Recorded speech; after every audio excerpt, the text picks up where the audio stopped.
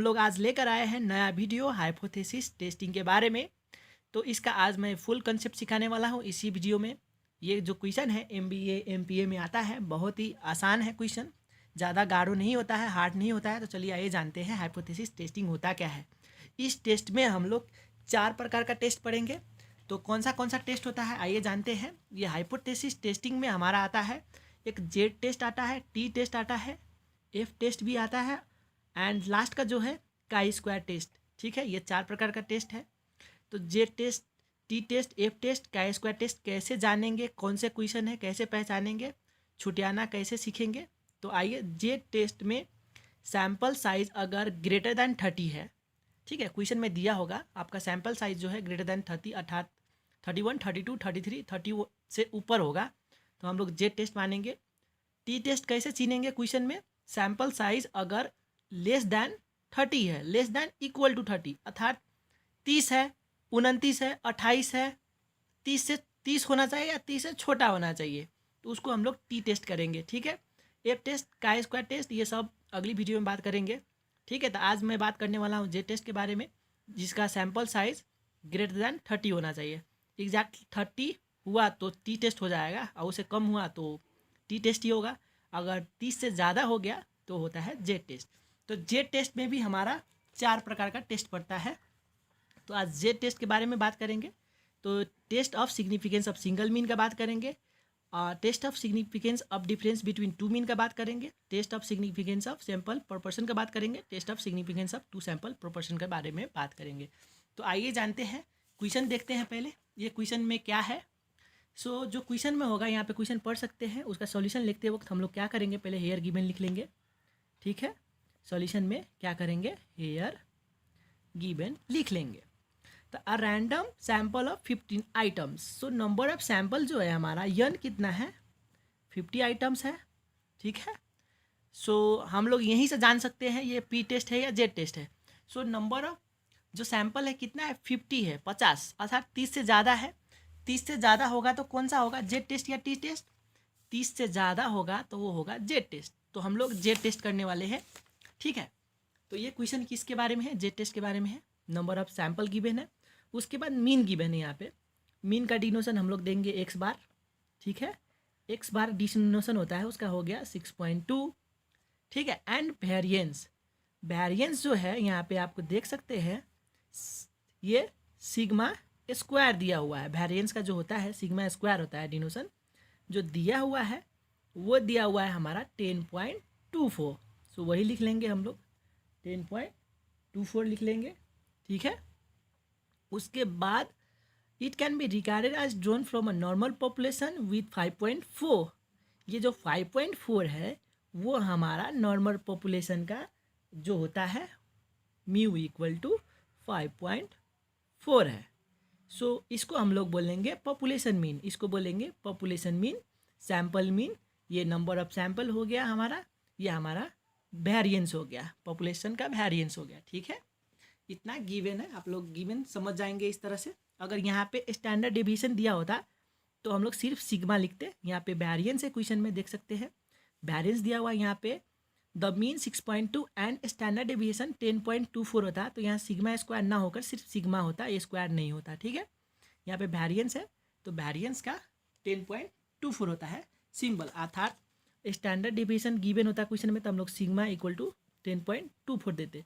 Variance जो होता है, वेरिएंस का मतलब होता है सिग्मा स्क्वायर। ठीक है, 10.24 दिया हुआ है, इस तरह से आपका क्वेश्चन में गिवन है। तो चलिए, इसका 5 स्टेप होता है, इसको सॉल्यूशन करते वक्त हम लोग 5 स्टेप में करेंगे। ये 5 स्टेप आप लोग समझ जाएंगे तो आप लोग ये पूरा वीडियो समझ जाएंगे। तो फर्स्ट स्टेप लिखेंगे हम लोग यहाँ पे स्टेप 1। सो स्टेप 1 में हम लोग जेड टेस्ट के लिए क्या लिखते हैं, नूल हाइपोथेसिस। ठीक है, इस तरह से नूल हाइपोथेसिस लिख लेंगे, जिसको डिनोशन हम लोग एच नोट से करेंगे। ठीक है, इसके बाद ये म्यू जो है वो लिखेंगे। ठीक है, 5.4। ठीक है, आप लोग लिख चुके होंगे तो इस तरह से लिख दे 5.4। इतना लिखने के बाद आपको लैंग्वेज लिखना है, तो लिख सकते हैं that is normal population with 5.4 लिख सकते हैं। यहाँ पे क्या गिवन है, ये 5.4 नॉर्मल पॉपुलेशन है। सो इसका जो लैंग्वेज है वो लिख देंगे that is normal population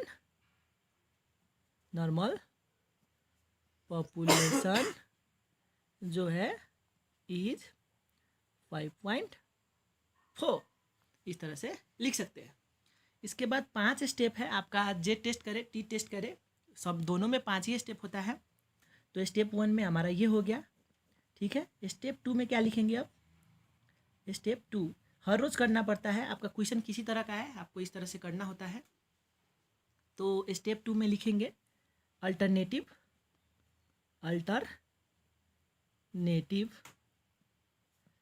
hypothesis, ठीक है। तो अल्टरनेटिव हाइपोथेसिस का जो सिंबल होता है H1 लिखते हैं, कभी कभी बुक में HA भी लिखा जाता है, मैंने H1 लिखा है यहाँ पे, सच दैट लिख कर ऐसे करके, फिर म्यू इक्वल टू यहाँ पे नॉट इक्वल टू 5.4 देंगे, क्योंकि ये 2 टेल टेस्ट है, ठीक है। ये 2 टेल टेस्ट है। अब 2 टेल टेस्ट कैसे हुआ? ये 2 टेल टेस्ट में हम लोग इस तरह से लिखते हैं, ये क्वेश्चन जो है 2 टेल टेस्ट का है, तो हम लोग कैसे जानेंगे ये 2 टेल टेस्ट है या 1 टेल टेस्ट है, ठीक है। तो आपको बता दूं, यदि क्वेश्चन में देखिए टेक्निक क्या है, technique of identify 1 tail and 2 tail test, ठीक है। यदि क्वेश्चन में आपका less than, more than, greater than, smaller than, taller than, superior, inferior, increase, decrease, at least, at most, only, improved, ऐसा कोई लैंग्वेज दिया हुआ है, ऐसा कोई वर्ड दिया हुआ है क्वेश्चन में, तो वो हमारा होता है 1 टेल्ड टेस्ट, ठीक है। अदरवाइज हम क्या मानेंगे? 2 टेल टेस्ट। तो यहाँ पे देख सकते हैं कंपैरिजन का जो ये कंपैरिजन ही है ना, ये comparison less than, more than, greater than, smaller than, taller then, superior, inferior, increase, decrease, at least, at most, only, improved, ऐसा कोई वर्ड है यहाँ पे देखे तो। A random sample of 50 items gives the mean and variance. Can it be regarded as normal population with level of significance? ऐसा कोई language दिया नहीं है, ऐसा कोई वर्ड ही नहीं है। सो हम लोग 1 टेल टेस्ट नहीं करेंगे, क्या करेंगे? 2 टेल टेस्ट करेंगे। 1 टेल टेस्ट का भी मैं क्वेश्चन कराऊंगा अगली वीडियो में, ठीक है। आप लोग और जानना चाहते हैं तो नेक्स्ट वाला वीडियो भी देखिएगा, ठीक है। सो 1 टेल टेस्ट नहीं है, ये 2 टेल टेस्ट है। 2 टेल टेस्ट के लिए क्या करेंगे? Mu is not equal to 5.4। तो आपको एक और बात बता दूँ, ये अगर 1 टेल टेस्ट होता तो ठीक है, हम लोग क्या लिखते हैं यहाँ पे? Alternative hypothesis H1 such that mu, ठीक है, इस लेस दैन 5.4 लिखते हैं, ठीक है, या म्यू इज ग्रेटर दैन 5.4 लिखते हैं 1 टेल टेस्ट के लिए। अब 1 टेल टेस्ट का 2 कंडीशन होता है, एक होता है राइट हैंड, ठीक है, राइट टेल टेस्ट होता है, एक होता है लेफ्ट टेल टेस्ट होता है, ठीक है। अब राइट कौन सा है, लेफ्ट कौन सा है? अगर 1 टेल टेस्ट होता है ना इस कंडीशन में, तो H1 सच दैट, इसका भी H1 सच दैट ये लिखते या ये लिखते, तो उसके लिए लेफ्ट टेल टेस्ट जानना होता है, राइट टेल टेस्ट जानना होता है कि क्वेश्चन में क्या है। तो वो भी जानने का एक बहुत ही आसान सा तरीका है, ठीक है। तो तरीका क्या है वो बता दूँ। सो सिंपल एक तरीका याद रखना, क्या याद रखना? यदि x बार जो है मीन है, वो अगर लेस दैन म्यू है तो वो होता है लेफ्ट टेल्ड टेस्ट होता है, ठीक है। 1 नंबर का कंडीशन ये है, अगर x bar is greater then mu है तो वो हो जाता है राइट टेल्ड टेस्ट, ठीक है। सो अगर x बार हमारा कहाँ पे होगा? यहाँ पे देख सकते हैं, x बार अगर म्यू से बड़ा है, x bar is greater then mu है, तो देख सकते हैं यहाँ पे x bar is greater then mu है, वो होता है राइट टेल टेस्ट, तो ये लिखेंगे, ठीक है। 1 टेल टेस्ट में अगर x bar is less than mu है तो क्या होगा? Left tail test. तो हम लोग का लेफ्ट टेल टेस्ट के लिए ये लिखते हैं, राइट टेल टेस्ट के लिए ये लिखते हैं। कहाँ पे? यहाँ पे। ये नहीं लिखा जाता, mu is not equal to 5.4 न लिख के क्या लिखते? अगर लेफ्ट टेल टेस्ट होता तो यहाँ पे लिखते म्यू इज़ लेस दैन 5.4 लिखते, ठीक है। अगर right hand tail 1 tail test का राइट टेल टेस्ट होता तो क्या लिखते? H1 is such that mu is greater than 5.4 लिखते, इतना लिख के छोड़ते। तो यहाँ पे कौन सा टेल टेस्ट है? ये 2 टेल टेस्ट है। क्यों हुआ 2 टेल टेस्ट? क्योंकि क्वेश्चन में कोई भी कंपैरिजन का बात नहीं कहा हुआ है, कोई भी वर्ड इस तरह का नहीं है तो हम लोग उसको मानेंगे वन टेल टेस्ट। ठीक है, आई होप आप समझ गए होंगे। तो आइए, इसमें अब लैंग्वेज लिखना होता है, ये जो लैंग्वेज है वो लिख देंगे इसी तरह से। ठीक है, that is not normal population, या इसका नेगेटिव कर देंगे, that is normal population is not 5.4, is not 5.4 लिख के इसका लैंग्वेज लिख देंगे। ठीक है, लैंग्वेज इंपॉर्टेंट होता है इसलिए मैंने लैंग्वेज लिख दिया, जो क्वेश्चन में गिवन था उसी तरह से लैंग्वेज लिखेंगे। अब स्टेप 3 आएंगे। ठीक है, स्टेप 3, सो अल्टरनेटिव हाइपोथेसिस में क्या होता है, one tail test, two tail test के अनुसार लिखना होता है, तो उसी के अनुसार से लिख दिया मैंने यहाँ। अब स्टेप 3 में क्या करेंगे, स्टेप 3 में करना होता है टेस्ट स्टेटिस्टिक्स जो करना होता है। ठीक है, ये आपका नूल हाइपोथेसिस है, ये आपका अल्टरनेटिव हाइपोथेसिस है, ये आपका टेस्ट स्टेटिस्टिक्स है। इसमें एक लैंग्वेज लिखना होता है, आप लोग ये कंट भी कर सकते हैं, under H naught test statistics, इस तरह से लिख के इज गिवन बाई लिखकर आप लोग क्या करना होता है, यहाँ पे एक फार्मूला होता है, बहुत ही सबसे इम्पोर्टेंट काम यही है हमारा। जेड टेस्ट कर रहे हैं, जेड टेस्ट क्यों हुआ, पी टेस्ट क्यों नहीं हुआ, क्योंकि हमारा नंबर ऑफ सैंपल 50 है, 30 से ज़्यादा है। 30 होता, अगर 30 से कम होता तो हम लोग पी टेस्ट करते। कौन सा टेस्ट करते आपको बता दूँ, बोला था ना मैंने, क्या टेस्ट करना चाहिए, टी टेस्ट करना चाहिए, तो हम लोग टी टेस्ट करते अगर जेड टेस्ट नहीं करते। ठीक है, तो अभी तो जेड टेस्ट है इसलिए जेड कैलकुलेट निकालेंगे। जेड कैलकुलेट निकालते वक्त का जो फार्मूला होता है वो होता है X bar minus mu by sigma by root N.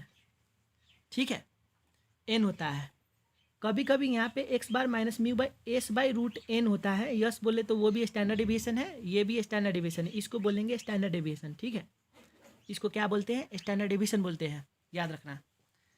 So S by root N भी होता है, उस वक्त भी एस बाई रूट एन का मतलब स्टैंडर्ड डेविएशन भी होता है। ठीक है, आप लोग यस बाई रूट एन करें या सिग्मा बाई रूट एन करें कोई बात नहीं। ठीक है, वही बात है। अगर एग्जैक्टली बोलेंगे तो क्या होता है आपको बता दूँ, जो एस बाई रूट एन होता है उसका मतलब होता है सैम्पल स्टैंडर्ड डेविएशन, और सिग्मा का मतलब होता है, ये एस का मतलब होता है सैम्पल स्टैंडर्ड डेविएशन, और सिग्मा का जो मतलब होता है वो होता है पॉपुलेशन स्टैंडर्ड डेविएशन। दोनों का मतलब स्टैंडर्ड डेविएशन ही है। सो क्वेश्चन में अगर सैम्पल स्टैंडर्ड डेविएशन गिवन है तो यहाँ पे यस लिख दे, सिग्मा के प्लेस पे यस लिखे। अगर क्वेश्चन में पॉपुलेशन स्टैंडर्ड डेविएशन का बात है, पॉपुलेशन का बात है, तो यहाँ पे सिग्मा डिनोशन करे। ठीक है, तो यहाँ पे क्या है, पॉपुलेशन की बात हो रही है तो मैंने यहाँ पे सिग्मा दिया। ठीक है, अगर पॉपुलेशन का बात नहीं होता तो मैं यस देता। ठीक है, कन्फ्यूजन मत होइएगा, नहीं देना होगा तो इसी तरह से देकर आ जाइए, कोई गलत नहीं है।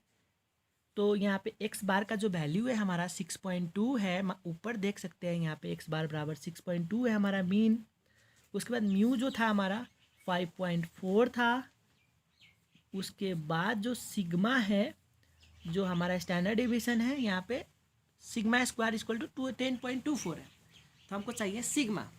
तो सिग्मा किस तरह से निकालेंगे आपको बता दूँ, जो हमारा यहाँ पे देख सकते हैं सिग्मा स्क्वायर इक्वल टू कितना था, 10.24 है, 10.24 था। सिग्मा इसको रूट करेंगे तो हमारा सिग्मा आ जाएगा। ठीक है, रूट करेंगे तो हमारा सिग्मा आ जाएगा। तो स्टैंडर्ड डेविएशन अगर क्वेश्चन में गिवन होता तो हमको रूट नहीं करना पड़ता। ठीक है, सो रूट कर देंगे तो हमारा स्टैंडर्ड डेविएशन आ जाएगा बाई रूट एन। जो है रूट एन बोले तो हमारा कितना, एन कितना है 50 है, तो 50 हो जाएगा। सो इसको कैलकुलेट करेंगे तो यहाँ से देख सकते हैं 6.2 माइनस 5.4 तो जो है हमारा 0.8 आ जाएगा। और इसको जो भाग डिवाइड करेंगे, रूट, इसको दोनों को डिवाइड करेंगे, रूट 10.24 डिवाइड बाई रूट 50 करेंगे तो यहाँ से हमारा जो आएगा वो आएगा 0.4525। और 0.8 को हम लोग डिवाइड करेंगे, जो हमारा 0.4525 है उसको डिवाइड करेंगे तो हमारा आ जाएगा 1.76 अर्थात 1.77। ठीक है, तो इसको हम लोग लिख सकते हैं, जो हमारा जेड कैलकुलेटेड है वो हमारा 1.77 है। अगर सपोज यहाँ पे नेगेटिव में आता तो भी हम आप पॉजिटिव में लिखते, इस मॉडुलस करके इस तरह से लिखेंगे। ठीक है, जेड कैलकुलेटेड मॉडुलस में लिखेंगे, तो यहाँ पे नेगेटिव भी आएगा तो उसका आंसर हम लोग पॉजिटिव में ही लेंगे। ठीक है, यहाँ कितना आया हुआ है 1.77। अगर नेगेटिव में आता तो यहाँ पे मॉडुलस जब देंगे तो यहाँ पे पॉजिटिव ही लिखेंगे। ठीक है, ये भी आप लोग ध्यान में रखिएगा। सपोज यहाँ पे -1.77 आता तो यहाँ पे पॉजिटिव ही लिखा जाता 1.77, ये भी ख्याल करना है। स्टेप 3 हो गया। अब 2 स्टेप और है, तो एक स्टेप होता है स्टेप 4। ठीक है, स्टेप 4 में लिखना होता है लेवल ऑफ सिग्निफिकेंस। ये कभी कभार क्वेश्चन में नहीं दिया जाता है लेवल ऑफ सिग्निफिकेंस, उस वक्त एज्यूम करेंगे 5% यदि गिवन नहीं है तो। ठीक है, देखते हैं क्वेश्चन में है या नहीं। तो यहाँ पे क्वेश्चन है, यहाँ पे 5% ऑफ लेवल ऑफ सिग्निफिकेंस दिया हुआ है, तो सिग्निफिकेंस दिया हुआ है वही लिखेंगे। अगर नहीं दिया होगा तो हम लोग एज्यूम करेंगे 5% लेवल ऑफ सिग्निफिकेंस। कभी कभी नहीं देता है तो हम लोग एज्यूम कर लेंगे लेवल ऑफ सिग्निफिकेंस जो है वो 5% ही है, नहीं तो जनरली 1%, 5%, 10% होता है लेवल ऑफ सिग्निफिकेंस। ठीक है, क्वेश्चन में आपको देगा तो 1% देगा या 5% देगा या 10% देगा। ठीक है, नहीं देगा तो समझना कि 5% है। इसको परसेंटेज से ब्रेक करेंगे तो 5/100 करेंगे तो क्या हो जाएगा 0.005, वही लिख देंगे यहाँ पे 0.005। जो हमारा अल्फ़ा है वो हमारा क्या है 0.05 है, 0.05 है। यहाँ पे लेवल ऑफ सिग्निफिकेंस दिया हुआ है। तो इसका जो वैल्यू है हम लोग टेबल से लेते हैं, तो यहाँ पे लिख सकते हैं tabulated value of Z at 5% level of significance. ठीक है, सिग्निफिकेंस आप लोग टेबल में देख सकते हैं। यहाँ पे लेवल ऑफ सिग्निफिकेंस 4, ये कौन सा टेस्ट था 2 टेस्ट था ना, क्योंकि क्वेश्चन में कोई कंपैरिजन का बात नहीं था इसलिए हम लोग वो लिख देंगे, नहीं लिखना हो तो कोई बात ही नहीं है। सो जेड कोई जेड अल्फ़ा लिखता है, कोई जेड टैबली भी लिखता है, इसको जेड अल्फ़ा भी लिखिएगा, कोई बात नहीं। तो आप लोग को ये वैल्यू जो है 1.96 ये टेबल से आ जाएगा। 5% के लिए टेबल में 1.96 ही है, ये आप लोग याद कर सकते हैं। ठीक है, 5% के लिए 1% एंड 10% के लिए यहाँ पे वैल्यू चेंज हो जाता है, तो वो ख्याल करिएगा आप लोग। तो अगर ये जेड टैब का वैल्यू 1.96 कैसे आया वो टेबल में नहीं देखने आएगा तो मुझे कमेंट करिएगा, मैं कमेंट सेक्शन में बता दूंगा कैसे करिएगा, नहीं तो वीडियो भी बना दूंगा इसके लिए। तो याद करिएगा 5% के लिए जेड टैब आप टेबल में देखेंगे तो 1.96 ही होगा, या कंट भी कर सकते हैं। ठीक है, आपको लेवल ऑफ सिग्निफिकेंस क्वेश्चन में 5% ही ज़्यादा 90% चांसेस 5% का ही आता है, कभी कभी 1%, 10% देता है जेड टैब के लिए। ठीक है, तो ये आ गया आपका जेड टैब। तो जेड टैब जो है मॉडुलस में लिखेंगे, तो जेड टैब को मॉडुलस में लिखेंगे तो कितना लिखेंगे 1.96, यहाँ पे जो होगा वैल्यू वो पॉजिटिव में लिखा जाएगा। तो स्टेप 4 भी हमारा हो गया कंप्लीट। अब आएंगे हम लोग स्टेप 5 में, तो चलिए स्टेप 5 की तरफ। तो हमारा जो क्वेश्चन था यही क्वेश्चन है जो ऊपर की तरफ है, तो आइए स्टेप 5 में। सो यहाँ पे ब्लर हो रहा है, थोड़ा ब्लर को क्लियर किया जाए। सो यहाँ पे क्लियर हो चुका है। सो हम लोग करेंगे अब लास्ट स्टेप जो है स्टेप 5। स्टेप 5 बुक में स्टेप 5 स्टेप 6 भी दिया होता है, तो आप लोग कन्फ्यूजन मत होइएगा, मैं स्टेप 5 ही बनाऊंगा, कंपैरिजन एंड डिसीजन। कोई बुक में कंपैरिजन को स्टेप 5 रखता है, डिसीजन को स्टेप 6 में रखता है, मैं दोनों को एक ही साथ रख दूंगा। आप भी दोनों को एक ही साथ रखिए, कन्फ्यूजन मत होइए, कोई गलत नहीं है। तो आप लोग क्या लिखिएगा, सिंस जेड टैब लिख दीजिएगा इधर, और इधर जेड कैलकुलेटेड लिख दीजिएगा। अब दोनों जो वैल्यू है कौन सा ग्रेटर है, यहाँ पे देखेंगे जेड टैब और जेड कैलकुलेटर का जो वैल्यू है, कैलकुलेटेड का वैल्यू है कौन सा ज़्यादा, 1.77 ज़्यादा है या 1.96? 1.96 ज़्यादा है, जेड टैब ज़्यादा है। सो जो ज़्यादा होगा उसको इस तरह से हम लोग कर देंगे। ठीक है, इस तरह से निकाल देंगे। ठीक है ना, ग्रेटर दैन है। अगर कौन सा ग्रेटर दैन है, जेड टैब ग्रेटर है क्योंकि कैलकुलेटेड से ज़्यादा ये ग्रेटर है। अगर ग्रेटर जो होगा, जब ग्रेटर हो जाता है तो हम लोग को अब डिसीजन देना होता है। हेंस क्या है, नूल हाइपोथेसिस एक्सेप्टेड लिख सकते हैं यहाँ पे आराम से। क्या लिखेंगे हम लोग, नूल हाइपोथेसिस इज एक्सेप्टेड लिखेंगे। तो यहाँ पे इस तरह से लिख दे, Z tab is greater than, Z calculator greater than हो या इक्वल टू हो, ठीक है, ग्रेटर दैन भी होगा इक्वल टू भी होगा, तो हम लोग यही लिखेंगे। क्या लिखेंगे यहाँ पे, हेंस लिख के it is not significant, not significant, so it is not significant, so we accept null hypothesis and reject alternative hypothesis, ठीक है। हाइपोथेसिस अल्टरनेटिव का आप माने थे यच वन, तो यच वन लिख देंगे। वी एक्सेप्ट नूल हाइपोथेसिस को क्या माने थे, यच जीरो, तो यच जीरो लिख देंगे। एंड करके इस तरह से हम लोग लिख देंगे, हमारा फिनिश हो जाएगा इस तरह से, ठीक है। सपोज आपका जेड टैब छोटा होता, जेड कैलकुलेटेड से लेस देन होता, इक्वल हो जाएगा, तो यही लिखेंगे। ये लैंग्वेज हमेशा याद रख लीजिए, यही लैंग्वेज लिखना है हम लोग को बुक में, ठीक है। आंसर में, आपके आंसर शीट में ये लैंग्वेज भी लिख लीजिएगा। सपोज यहाँ Z tab is less than Z calculated आता, तो हम लोग लिखते it is significant, so we reject null hypothesis is not and accept alternative hypothesis, just opposite कर देंगे, ठीक है। अगर Z tab equal to Z calculated होता फिर भी it is not significant, so we accept null hypothesis and reject alternative hypothesis लिखते। अगर इसके जस्ट अपोजिट हो जाएगा तो यहाँ पे भी अपोजिट लिख देंगे। आई होप आप ये वीडियो समझ गए होंगे। अगर वीडियो अच्छा लगा तो लाइक कमेंट सब्सक्राइब करना मेरे चैनल को। और इसका दूसरा भी वीडियो बनाऊंगा मैं, ये जेड टेस्ट का जो है, आपको बता दूं, हम लोग जो जेड टेस्ट का किए हैं वो इसका किए हैं, ठीक है। सिंगल मीन के लिए किए हैं, test of significance of single mean के लिए किए हैं, ये कंप्लीट सिर्फ किए हैं। उसके बाद ये टू मीन का भी करेंगे, सैम्पल प्रोपोर्शन का भी करेंगे, टू सैम्पल का भी करेंगे, ठीक है।